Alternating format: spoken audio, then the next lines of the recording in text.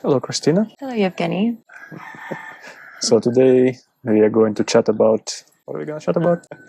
Today we thought it might be interesting to talk about love and attachment, their differences, and maybe where they intersect. Indeed. Well, that's cool. Do you want to perhaps define what is attachment in the context of, common Western understanding, perhaps psychological understanding, and in context of cultivation practice, and particularly what we call attachment in the context of the Dhamma? Well, I'm not very familiar personally with with attachment as it's defined in Western psychology. I have read some popular psychology, articles connecting, like the talk about attachment styles and what that means, but it's not really the area that I would like to focus on. For me, when I think about attachment, I generally connect that with really believing that something's going to last forever, and that idea of wanting it more and more.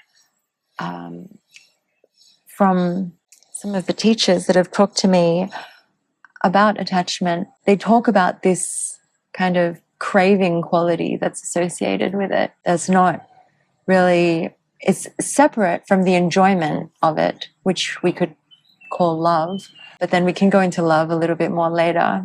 Indeed, we will. But yeah, it's separate from the enjoyment or the pleasure of something, and it's really that part of it where you can't let go. You want it to keep going, and you start to, like, your mouth gets watery, like when you start to imagine the food that's going to come out that you're craving, and it's really associated with that craving, junkie mind. Yeah. It is certainly applicable not only to, say, interpersonal relationship when people are attached to each other, but also to attachment to possessions, material things, as well as attachment to certain ideas, conceptual structures, or perhaps experiences. But I would like really for us to focus on the interpersonal side of attachment and love. I can a little bit outline what that attachment is in terms of, say, psychoanalytic understanding and attachment theory. We do talk about various kinds of attachments, such as secure attachment, preoccupied attachment, insecure attachment. And that's what human beings go through when they are born, and they go through becoming in relationship to their primary caregivers, attachment to them, mothers, any other figures who take care of a growing up human being, dictate that style of attachment which has been formed. And then this style of attachment remains with a person for their pretty much entire life, unless it is worked through some kind of therapy. It's considered that secure attachment is something that is stable, and the person does receive the love of the caregiver enough, and the tension, corporeal tension of a baby is answered adequately by a carer, and that's okay. Whenever the baby needs love and attention, it is given. Of course, it's never perfect, which is why we talk about a structural trauma within psychoanalytic understanding. Like, the corporeal tension can never be fully answered even by the most loving mother. Some modicum of unprocessed drive still remains, and it cannot be put into words fully, which is the root cause of any psychopathology later in life. But it's another story. Insecure attachment is when that corporeal tension is not adequately answered. The child is neglected. There is, perhaps delay in feeding and holding and pacifying, etc. Whereas preoccupied attachment is when there is a condition on how the love is given and how attention is given. A child is to behave in a certain way to be, say, worthy of attention and love of the carer, which then each one of these attachments produce a certain psychological structure, either actual pathology or psychopathology, and creates a pattern of relating with others in later life and adult life for a person. But regardless of the style of attachment, the modicum of that craving which you just described remains there. There is a needing of some input from the other, either attention or validation or love or dealing with one's emotions, etc. So as we know from, say, Dhammic understanding that the attachment is the root cause of suffering, and attachment is the root cause of really becoming. We become humans because we are attached to something, to some kind of way of being in the body, to some kind of way of being in ourselves, attached to our personality, to our views, to our preferences and biases, likes and dislikes, which are all formed in the process of this initial dyadic relating to primary caregiver. It can be broken down in great details, but I think that's really the gist of it. Yeah, I wonder what would you like to add or clarify in this regard? Yeah, just as I was listening to you speak about, you described secure, insecure, and preoccupied attachment.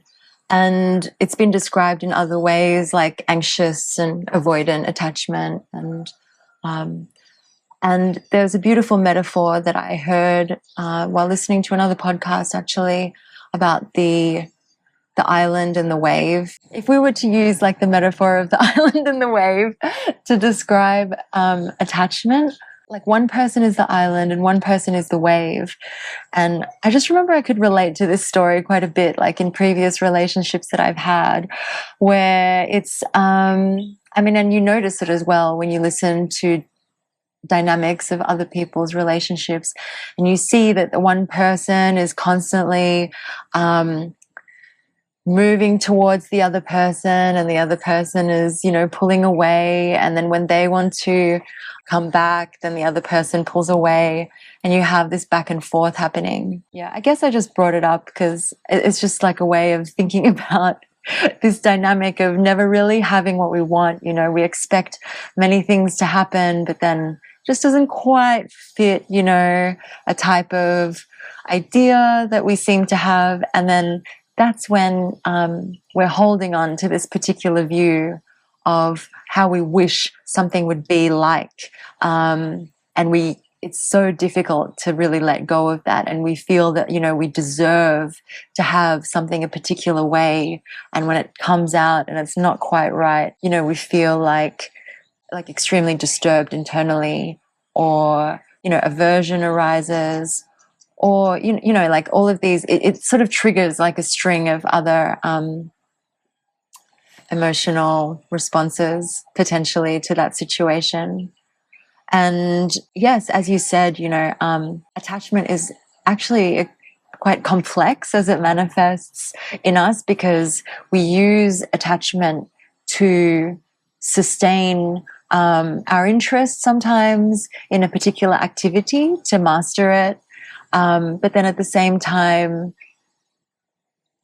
it changes because of the nature of things changing, and we don't notice things changing, and it's so easy to to forget, like the reasons why we began doing something and why we kept doing it. And then coming to the next phase of, when it's time to actually let go of that activity or allow it to change. It's the attachment that wants it to always remain as it is, and it's the source of so much suffering, because nothing remains as it is. Everything evolves. Well, everything remains as it is in its changing nature. Yes. That's the only constancy there is, isn't it? The problem of attachment is exactly that we want it to stay the way we want it. Mm-hmm. Meaning that there is our fixity on how it should be, our preference, our like and dislike. So as you mentioned in your story about the island and the wave, there is this reaching towards the other, and there is this then running away. by the other person from the other, and it kind of switches. The roles are getting switched from one time to another. This is a quite typical scenario in the relationship, isn't it? And why is it typical? Well, it's because people have attachments. They are attached to what makes them emotionally comfortable, and they want the other person to give them that emotional comfort. And then when they don't get it, they get frustrated, they get angry at another person. Then that's where the level of projection arises, as in, like, you are doing something that causes me annoyance or anger, and I give it back to you because I think that you are the cause of my annoyance and anger. But in actual fact, there is this particular attachment that I have that is the cause of my annoyance and anger because this attachment has not been met. So it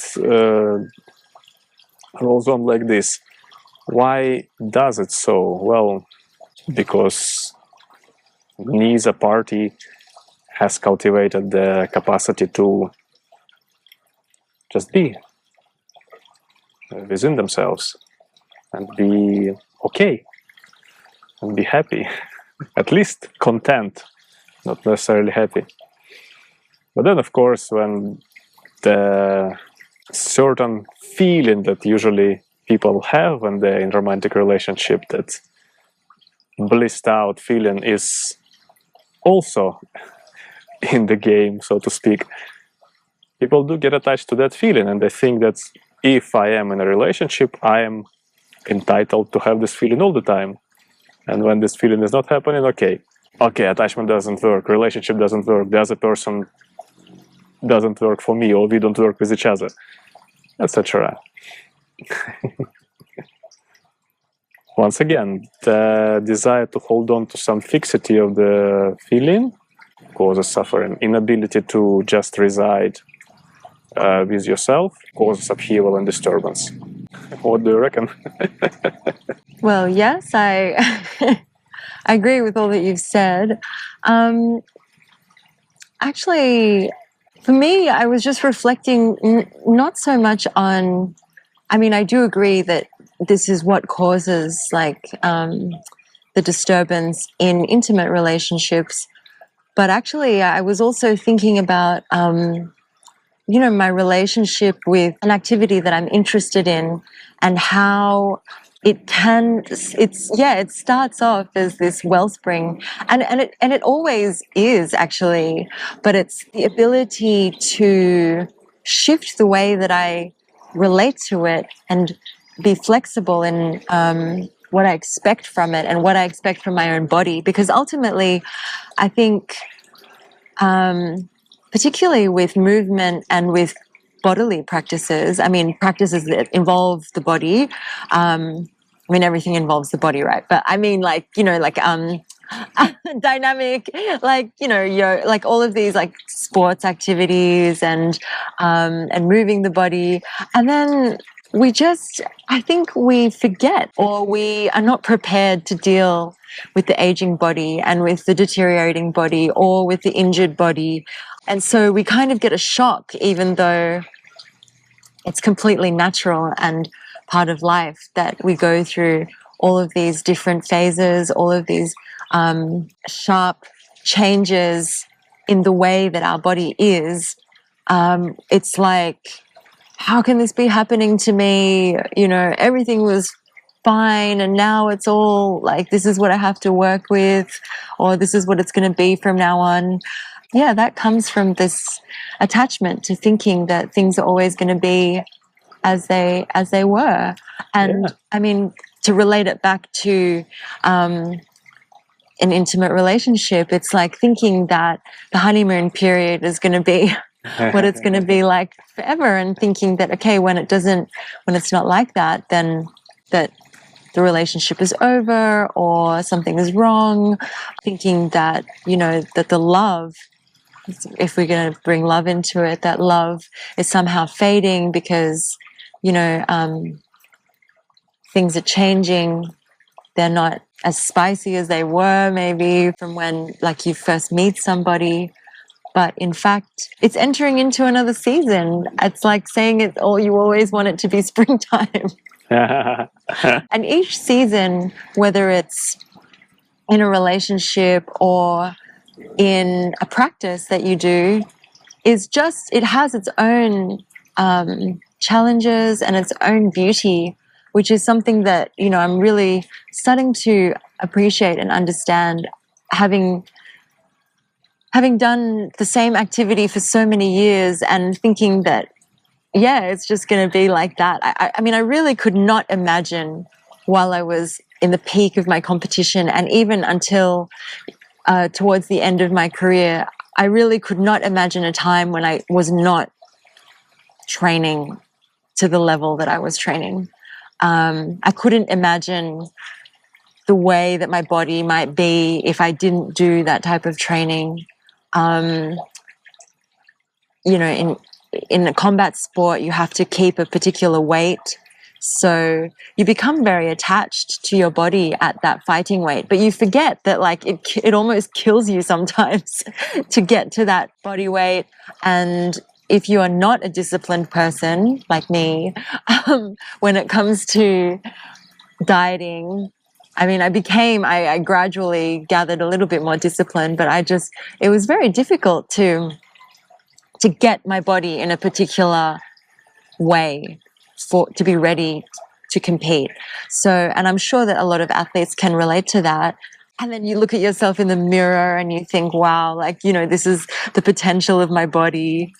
And it becomes really hard or it can become very disheartening. It's like you know, if you're not at that prime shape, then you can look at yourself and, you know, you can feel like, wow, what's wrong with me, you know? But actually it's like, you know, there's nothing wrong with you. It's just different. Yeah, there is a massive cult of youth in the contemporary culture.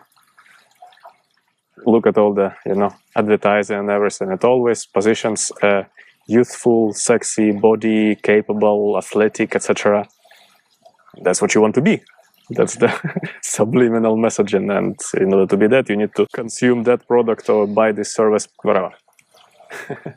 Where it springs from is really the process of ego formation at the, again, nascent years, that process of developing the dominant attachment style. Because ego forms around the sense of wholeness of your body. As soon as we attain some kind of motor control through imagining ourselves as a whole person via incorporating the image of the other into us, which structures us as a whole person and masters our movement capacities. So from disorderly body, disorderly psyche, we get to the body ordered by the image. Hence, within psychoanalytic context, we call it an imaginary stage of development. That's where ego is formed. And the ego is based on this illusory sense of wholeness. So the sense of wholeness persists. It then translates into the teenagehood, and the personality starts to form around that sense of wholeness with this particular likes, dislikes, biases, preferences, tastes in food, tastes in clothing, tastes in the social circles you choose to engage with, tastes in activities you wish to do. And mostly all these activities and preferences are designed to sustain the sense of wholeness acquired initially through the imaginary identification in the other. So people go really at length to sustain this imaginary identification, similar to what you described, but your process and practice of competing and sustaining particular body and particular body weight, for that has to do more with the symbolic rather than imaginary level of identification. Symbolic meaning you have some kind of criteria that you need to meet, and that becomes a practice of discipline to meet those criteria. But imaginary level of identification really involves, okay, I want to be this way because that's how I feel whole, and that's how my likes are met, my dislikes are pushed away, and I can sustain this level of pleasurability within myself. So attachment and romantic love that is based on this imaginary ideal of yourself and other is that you look in the other person a continuation of your own ego, and you look of enhancement of that sense of pleasurability which you have within yourself, which having to do with your own sense of wholeness, and you expect the other person to accommodate it. So that's the love which is very quick. You find, because you find similar attachment style in the other person, and you fall in love, ego to ego, and it's blissful. But it quickly is destroyed, because sooner or later you both encounter that something within the other person pulls you out of this bubble of wholeness, bubble of pleasurability. There you go, comes fighting, comes breaking up, comes projection, you don't meet my attachment style, etc. I think if people start relating from the symbolic space, that's more mature. Then people have certain qualities they wish to perhaps embody themselves, and they perhaps then resonate with similar qualities in the other person. And they work consciously at embodying those qualities and supporting each other at that. But this is still a form of attachment, because now symbolic qualities are at the service of, as well, some sort of ideal. In my view, that's not love. That's still some preferential activity, seeking for some favors to be met by the other person, and making favors yourself to the other person. And that makes a relationship kind of contractual. So that's what I have delineated so far. Maybe a response to that. Yeah, I think with love, a combination of my experience and also what I have been taught from teachers, and what I observe in others, is that I think that process of what you described, also it's like the rose-colored glasses come off and you see the person more clearly, but the person themselves has not changed. It's that your perception of that person has changed. And I think that can be quite a big insight into your own mind, because you can use that actually to reflect on, like, it's not that this person is changing, it's that my thoughts and my feeling, my view of them is changing, which is really fascinating, because then we see that, like, the person is colored through the lens of my attachment. Yeah. The person is colored through my lens. So that person is just out there, but the way that I see them depends on me, actually. Like, they don't actually exist like that. So that can be quite a shock for some people. I think what you mentioned about it's more healthy to have like a symbolic kind of, to have some qualities that we're looking for in a person. But really, that the love, but then that's not quite love yet, right? Like, it's not what you would call love. Like, love in itself can be defined as simply the wish for the other person to be happy. How would you expand on that definition? Yeah. Well, first of all, I want to touch upon that which you just described in terms of you color the other person in your perception. Now, the other person does the same. They color you in their perception. And this becomes interesting, because now there are not two real people relating. There are two different skewed perceptions are relating. This is why Lacan said that there is no such thing as sexual relationship, meaning that there cannot be a relationship between the sexes. Because every person perceives the other in their particular way, and when there is the relationship between those two projections, ain't not a real relationship. It's a relationship between the illusions. Well, that has to do more with sexuation, which is a complex Lacanian theory, which I don't want to describe now. But what you just said in terms of wishing the other person to be well and happy, that's something you can practice. And that's what we call within Buddhist context metta, isn't it? Loving kindness, well-wishing unconditionally for the other person to be well. I wouldn't call it quite love either. I'd call it practice.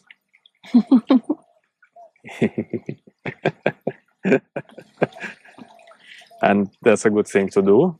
Not only to the person you are in a relationship with, but to anybody, isn't it? What is then the real level of love is a story that has to do more with cultivation rather than with the interpersonal relating, because as we know, for many really religious tradition, we would say, or they would say, that you are love, the very core of you. The interesting thing that happens when two people are in love, they can look at the core of each other and see that, and their very core is reflected back to them through the other. Because for a certain moment when people are in love, the filters that they see each other through drop. They just see straight to the self nature, to the very core of what human being or as a human being is. Not their ego, not their complex personality, not their subjectivity, not their biases, preferences, and other distortions, but them as they are. And what every one of us is that it's love, it's unconditioned benevolence, it's image and likelihood of God, if we follow, say, teachings of Jesus, at the very core of us. And I think everybody experiences that when they fall in love, maybe for a brief moment, because then the filters and biases and distortions of personality come back, and that's where people start again to project stuff onto each other and to clash and have arguments and have all sorts of, power games and what have you. But everybody really had one time or another glimpses of this, of what love is, of what you are. That love that you are is not dependent on the other person, not really, except that by falling in love, people do have a window of seeing it directly. That's really interesting to think about. What came to my mind is that catching a glimpse of what love is. I guess when we think about, intimate relationships, people do associate this with passion and with emotion and strong feelings. And I would say that, if I not in an intimate relationship, but that if I know that a friend truly loves me, I don't feel a sense of having to prove myself to be a particular way. I can simply rest and be natural with them. It's a very quiet understanding between us, and I can appreciate them just as they are. They don't need to color themselves or their personalities in any way. And that level of appreciation, ideally that's reflected also in an intimate relationship, but there is a quietness as a quality, there's a quietness in that feeling, I guess. It's not like a raging fire. It's like a stream that's flowing quietly, that's like constantly flowing, an undercurrent that is changing and turning, but it's like, a wellspring. It's sustained. It's sustained. Isn't it? It's sustained, and it's not loud. It's a quiet understanding in that wish, It's not a grasping that carries that quality of force. Like, it is a force, but it's a very gentle and sustained force. That's not pulling in any way. It simply moves, I would suggest. Yeah, I think it has to do with acceptance more than anything else, doesn't it? You are at rest, you can be the way you are, knowing that you are accepted. You have to prove anything to the other. And I think that's what Buddha suggested when he said that good friendship is the whole of the path. When Ananda asked him, is the good friendship half of the path?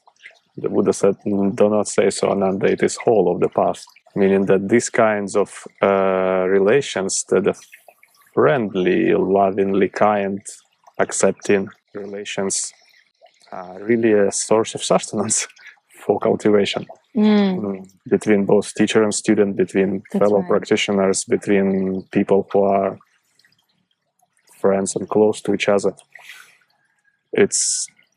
There are multiple components there. First is that you just give your attention to that person, and you can for a sustained long periods of time, and you don't need to, contrive it. It's not contractual either. It's just out of the goodness of your heart, and it is out of the goodness of the heart of another, which is why it is such a gift, really, to have friends. And which is why it is a more even and reliable path rather than romantic love in terms of cultivation of wholesome qualities, in terms of realizing the Dhamma. Yes, I guess when it's when you layer that into these familial relationships, like the relationship you have with, between your parents, or the relationship you have with a partner, that's when the soup of love and attachment are less distinguishable, because you kind of need, like a mother needs to be attached to her kid. Like, you're not going to just let it be. And that's what causes insecure attachment. Yeah. Kids later on. So there is a degree of like attentiveness and caring that has that attachment plays a role in that. But then as the child grows, I feel that obviously can subside, and then because of the changing nature of the relationship, and to have this sense of responsibility over the behavior of another person. I think that's like a common thing that happens when you're in an intimate relationship. You kind of start to like bond and fuse together, and you become, that's when it's becoming really unhealthy, that you can no longer distinguish yourself from each other, right? You see yourself as like as one. Imaginary unity. Yeah. It's the fusion type of relations. There is a name for it, and there is a particular tendency that certain subjective structure fall into these types of relationships. When when two egos merge and cannot be distinguished from one another. Again, it's an imaginary level of relating. It is unhelpful, it is unhealthy. And the reason why people do fall into those, again, because they don't have the ground to stand on with their own 2 feet in their psyche, in their emotional space. They are uncomfortable with themselves to start with. And when they find that fusion with the other person can alleviate that discomfort of being with themselves, of course they get attached even more. And attachment, when it blows out, it breeds suffering exponentially. So, what is recommended in terms of good friendship is that 2 people are supporting each other in terms of the practice. They encourage each other to develop the inner refuge, capacity to be with themselves. And then when that is developed from that space, a company of a good friend or a partner, it cannot be toxic. It's enriching. It can actually point you deeper in the direction of the true core of yourself. That's love, which is your very nature, which does not need another person to to manifest, which does not need proofs and vows and happily ever after kind of scenarios, which is here. That is sort of the most secure level of non-attachment. Because it is through non-attachment that one discovers it. Yeah, it's interesting because the way we talk about it is as though it's like kind of a natural thing that we become aware of. But actually, to become aware of this, like I feel that we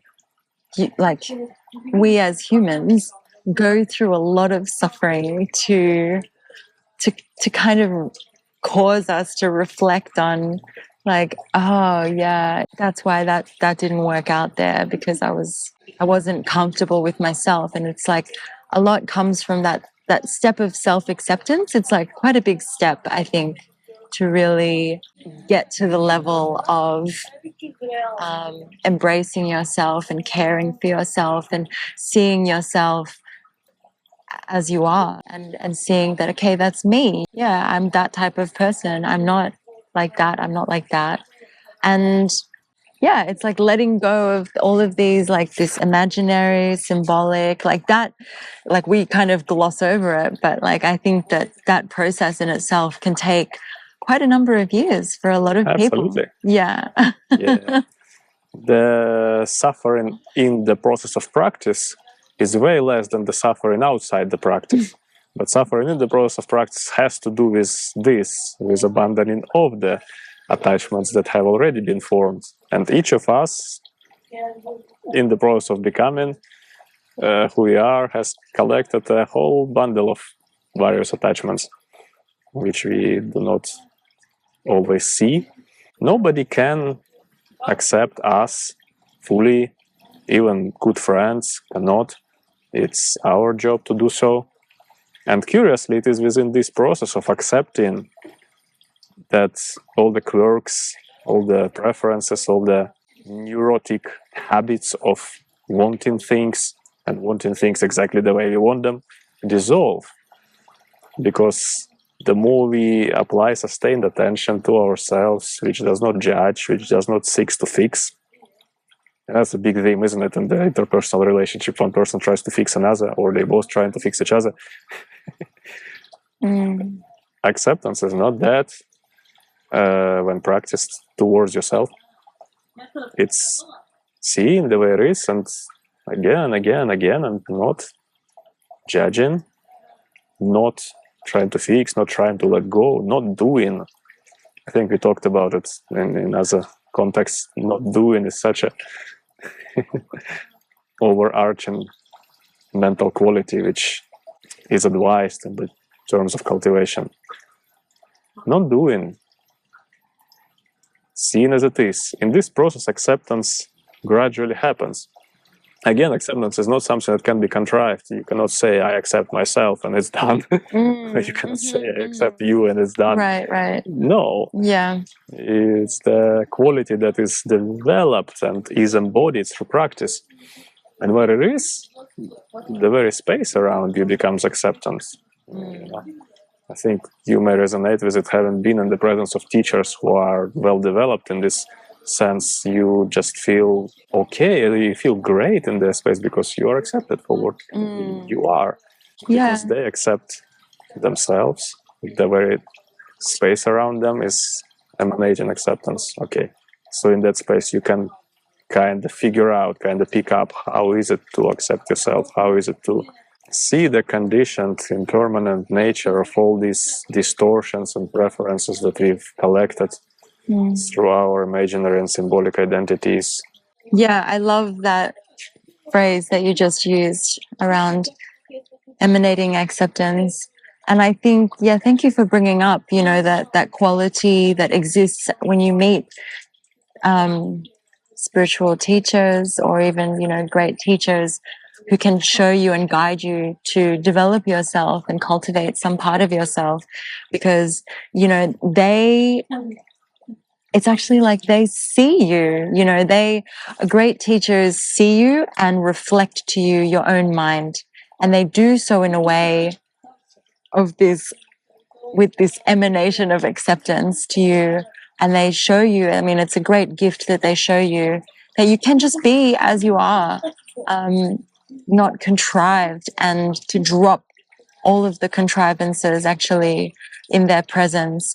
And that then the next step obviously is then to carry that into the world, you know, without them being present always around you. I think also like a therapeutic relationship is like that, where you're with a therapist, and you know that you're modeled like a way of being, or you know, situationally, like what's acceptable and what's not acceptable, and when you can actually stand up for yourself in that instance. But coming back to the acceptance of who you are, to just see that, like, okay, there's more work to be done, and that's okay. Yeah, every therapeutic or teacher-student relationship, say within cultivational context, is based on some form of attention given by one person to another. So teacher gives attention to the process of learning and to the person learning, so they can develop in this space. And therapist gives the attention to the person's symptoms, their problems, and their very being, so that these symptoms and problems, when they are brought in the therapeutic context and articulated, they dissolve or they work through, and that which starts shining through in a person when their neurosis is dissolved, or the person, which, by the way, the person is made of various emotions which are glued together to form who they think they are. And the nucleus of every person, there is some kind of a traumatic experience as well, which that personality congregates around. But that's a story for another day, how the mind is formed and how the mind is structured. So in the space of therapeutic relationship, this is again uncovered, and this is seen. And because attention, in this case of the therapist and on the person themselves who is undergoing therapy, is applied to it, this phenomenon inside, which is previously was seen as concrete, as solid, starts being seen as inconstant, meaning that its inherent nature is being seen. When that is seen, something else starts to be projected within therapeutic context to the therapist, and within the teacher-student relationship to your teacher, to your, say, his spiritual leader or whatever. And that usually is love. But you think that the love emanates from them, from the therapist to you, and from the teacher to you, but in actual fact, it's your own love. And the job of a good therapist or a good teacher to actually show you that it's you, that it's not, it doesn't have to do with them as a teacher or as a therapist. That is you. And that's the basis of, say, work with the transference within psychoanalysis. Transference is positive transference. It is a transfer of that very love that the person is to the therapist. And the therapist's job is to not even be there. So there is no one to project this quality onto. So the person realizes that it's them. And in case of spiritual teachers, it's kind of the same. They need to show the student that it's who you are, basically. It doesn't have to do with me. So you don't need me. Please leave and carry this into the world, as you said. I think similar thing happens in the interpersonal relationships and partnerships, whereby human beings are together and perhaps sharing life together, and they are also constantly reflecting back to each other through attention. First, biases and preferences of each other, then quirks and neuroses, then whatever traumatic residues from the past around which the personality was formed, and gradually all of it alleviates, stop metta. Unless, of course, they use each other to reinforce their own attachments. And then it becomes again a form of clinging. But if they don't, if they have a form of practice that they do as well for themselves, on their own, then gradually such a partnership helps to see the very core of who they are, helps to see the love, and in that love be a refuge upon yourself.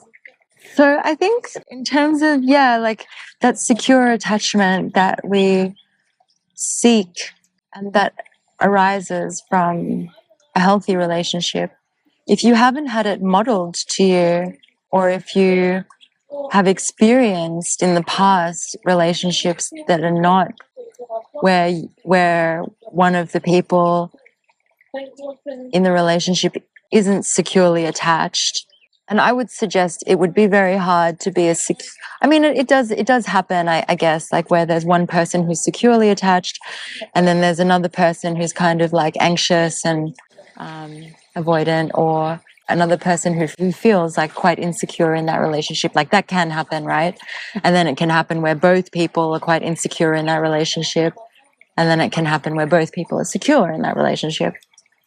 And I think like a lot of this comes back to just noticing how we are in that relationship. And I heard recently that a person always tells you what they want out of a relationship pretty much fairly early in the relationship. They will say through very clearly what they expect and what they want from the relationship. And it's interesting because the other person will hear them, but then they will often choose to ignore them. And the person will say, yeah, I just want to be friends and have a good time. And then the other person will be like, yeah, me too. But then maybe deep inside, they're like, okay, like this person, eventually they're gonna want a more serious thing if I spend long enough with them. But when it comes to the time when you want to have a deeper and more meaningful time with this person, and you're trying to, push for that, or you're trying to like guide them into that direction, then they haven't budged from their position, or they retreat, they pull away because you're kind of like now moving towards them. When you think back to the very start of the relationship, like, I think it's quite common that you will remember that, yeah, actually, like they told me this is what they wanted. They told me I don't want anything more serious, or, I think that's just quite common. So in terms of, I guess, like bringing it back to, sensing secure attachment is just noticing when I think there are like quite a few bodily sensations or somatic triggers that you can notice when you're interacting with a person to signal when you're not comfortable, or when you're feeling like this type of situation is making me feel not secure. You can feel some constriction, or you may feel you're not able to communicate, like whatever it is, it can be very subjective.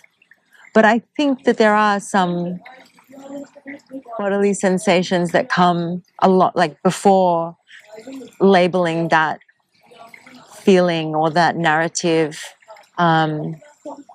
as a sense of unease, with the way that things are unfolding, or the dynamic in the relationship, or if you notice that there's some kind of pattern that emerges from some kind of power struggle. I guess all of these are kind of signals to take note of and not just simply push down, because ultimately it's showing you how your attachment is showing up in that relationship. And also it can help, decipher or decode how your love is, what type of relationship, that relationship is. Often we want something to be a particular way, as we've been saying already in our talk, but it's like you go in a particular way and you're just like, well, I've already come this far, like I'm not letting go, like it's going to be like this, you know, when actually, like, if you were to able to just take a step back and notice through these signals from the body, as well as clearly seeing the person and understanding. I mean, again, it comes back to really knowing, what you want. And it's interesting because once you've made a commitment with someone, like in terms of now, like the breaking up and staying together, Venerable Rabina, she's just, one of her common teachings is that you just zip your lip. We were talking the other day about this condition where you're with a person, and then the first few weeks, months of knowing them, they can do no wrong, and then suddenly, you're like, has this person turned up the volume in the way that they drink their coffee? Has this person, started to like make extra sounds in the way that they're eating their food? And you start to really see the person. And then what happens is that you amplify all their negative qualities.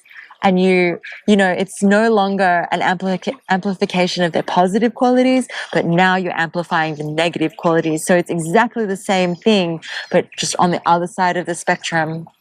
What we have to understand is that, like, it's not about this amplification. It's really about having a practice that you can return to, and to help you cultivate clarity in yourself. Because it's only through that clarity that you can see reality, see them as they are, see you as you are. Is it so? It's not clouding the situation like I need to be right, or maybe it's about just zipping the lip, as Venerable Rabina says, and the benefits of that, because you want something to be perfect. Your attachment wants a situation to be a particular way. Like you just can't stand the fact that this person's behavior is like affecting the situation in a way that's making it suboptimal. And so then you have to sort of like get in there and have an argument about a quality that is really coming from your side, like it's your problem with the situation, right? But then it's interesting because it's curious.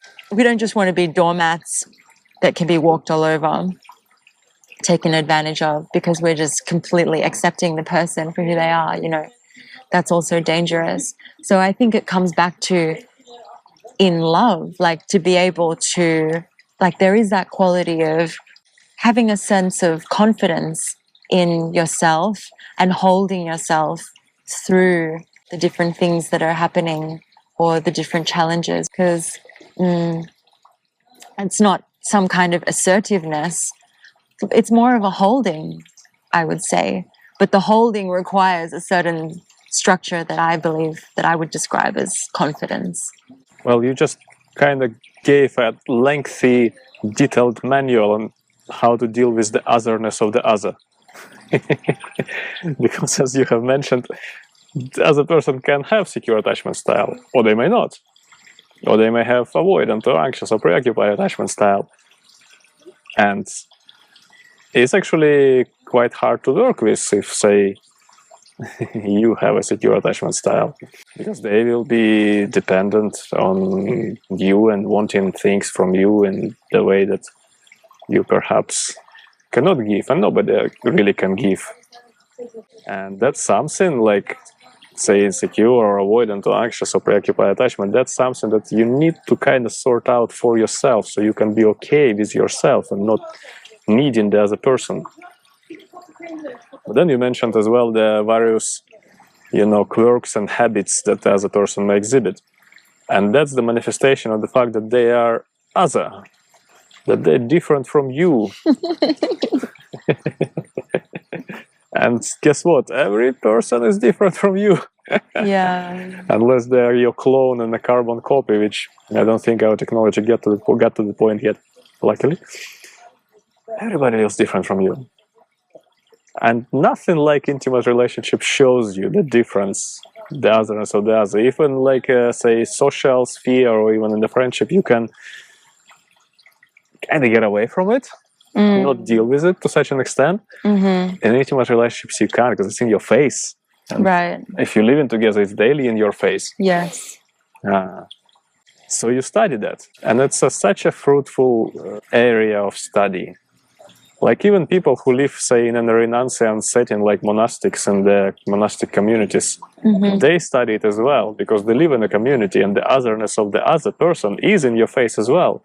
Or the way they put your shoes when they enter the hall, or the way they make their bodily noises, or how they eat your food, their food.